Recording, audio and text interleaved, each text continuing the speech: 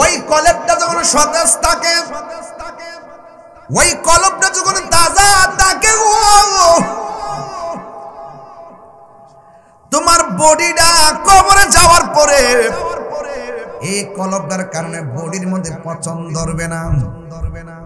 ঘরের ভিতরে ভাত খাইলাম, গায়ে জোর পাইলাম, 3 দিন যদি ভাত না খায় মুখ দিয়ে আওয়াজ আসবে না রে।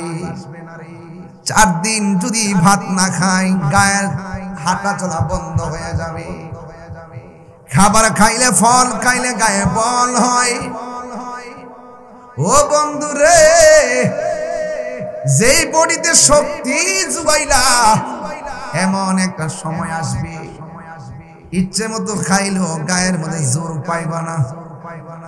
যেই মুরব্বিটা লাঠি লইয়া হাঁটে, যতই খায় পেট ভরে শান্তি লাগে, কিন্তু আগের মতো দৌড়তে পারে না।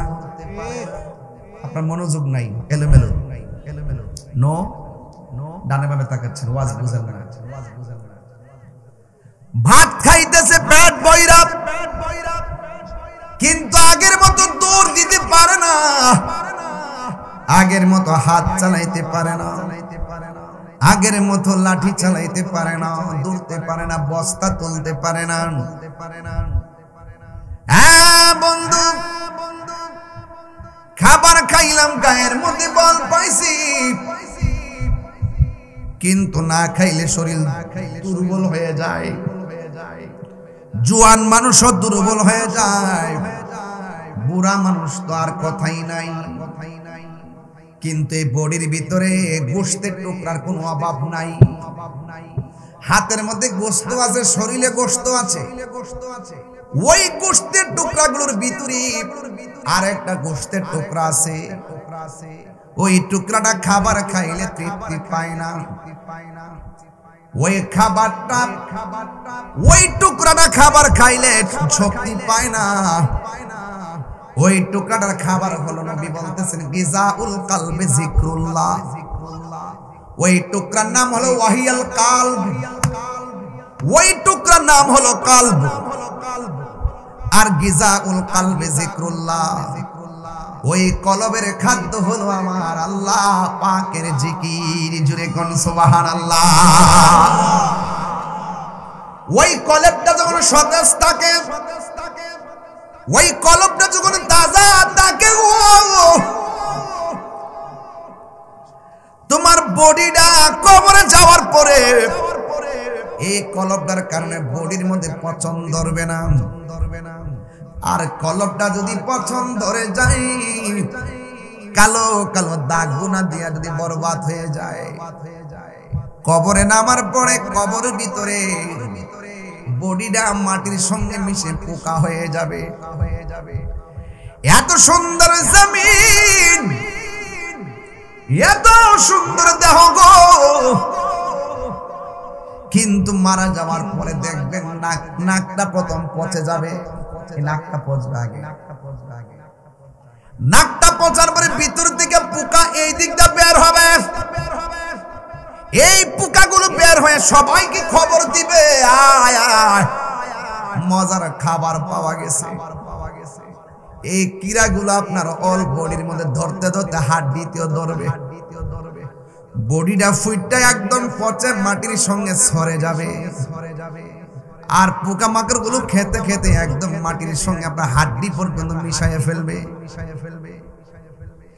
এই জন্য আমার ফতেপুরের বাবা, চান্দিনার বাবা, বৃষ্টি বৃষ্টি বৃষ্টি কত আনাগুনা।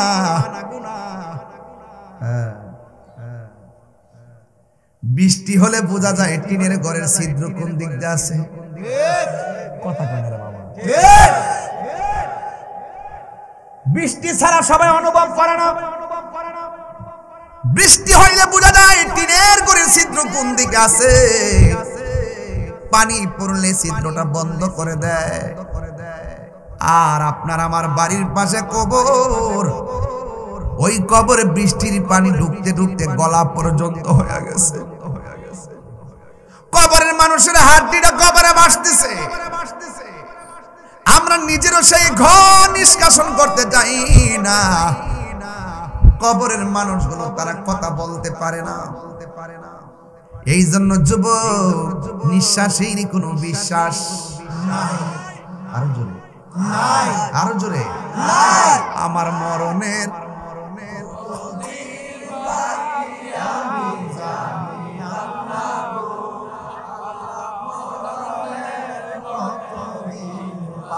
আমার কাছে অনেকে টাকা দান করে করে কইছে যে আমার আব্বা নাই, আম্মা নাই, আমার আব্বা নাই। বলেন না, আমার মরণে কতদিন বাকি আমি জানিলাম না গো আল্লাহ, মরণের কতদিন বাকি, আমার মরণের কতদিন বাকি আমি জানিলাম না গো ও আল্লাহ, মরণের দিন ভাই।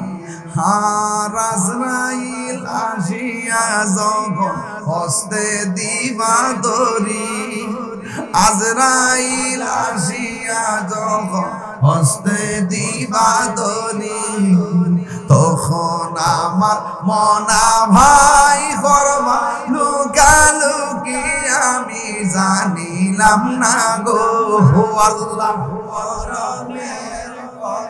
দিন বাকি আমার মরণের দিন বাকি আমি জানিলাম না গো আল্লাহ, মরণের কতদিন বাকি। আর 40 দিনের আগে ভাইরে মৌতের নিশানি, 40 দিনের আগে ভাইরে মৌতের নিশানি, জমদূতে কা ইরানি বচকে দিয়া আন্দি আমি জানিলাম না গো আল্লাহ, মরণে কতদিন বাকি আমার মরণের কতদিন বাকি জানিলাম না গো আল্লাহ, মরণে কতদিন বাকি আমার মরণের কতদিন বাকি আমি জানিলাম না গো আল্লাহ, মরণের কতদিন বাকি। একটা জবান বল কষ্ট হচ্ছে আপনাদের, একটু গভীরে হচ্ছে তো এই জন্য আমি একটু গভীর ভাবে কথা বলবো, যেন মনে হবে আজকের মাহফিলটা আমাদের জীবনের শেষ মাহফিল। এই মাহফিল থেকে আমাদের গুনাহ মাফ না করতে পারলে মনে আমরা আসামি হয়ে বাড়িতে গেলাম। গুনাহ মাফের মালিক কে? আল্লাহ। আরো বড় করে গুনাহ মাফের মালিক কে? গভীর মনোযোগ, হাইরে ও চান্দিনা ফতেপুরের বাবা, কি দিও আজ বুঝাইতাম রে বন্ধু। ওলি আল্লাহর দরবারে কেন যাই জানুনি? ওলি আল্লাহর দরবারে কয়েক সেকেন্ড পয়সা থাকলে 100 বছরের নফল ইবাদতের সওয়াব পাওয়া যায়। আমার দিচ্ছে নেন, আমি আচ্ছা ঠিক আছে, আল্লাহ তাআলা মর্দে মুজাহিদ হিসেবে আমিন। আর জোরে বলুন আমিন।